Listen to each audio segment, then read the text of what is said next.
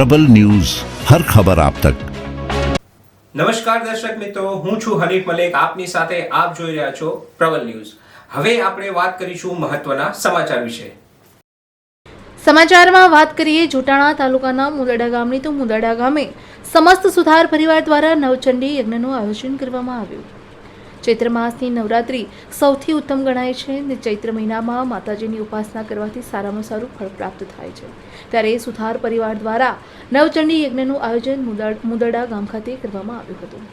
વિગત અનુસાર વાત કરીએ તો જોટાણા તાલુકાના મુદડા ગામના સમસ્ત સુથાર પરિવાર દ્વારા તેમના કુળદેવી શ્રી ચામુંડા માતાજીનો એક ચંડી હવન ચૈત્ર સુદ 13ને રવિવારના રોજ કરવામાં આવ્યો હતો। સર્વેએ માતાજીના દર્શન કરી ધન્યતા અનુભવી હતી, જેમાં સુથાર સમાજના લોકો મોટી સંખ્યામાં હાજર રહ્યા હતા।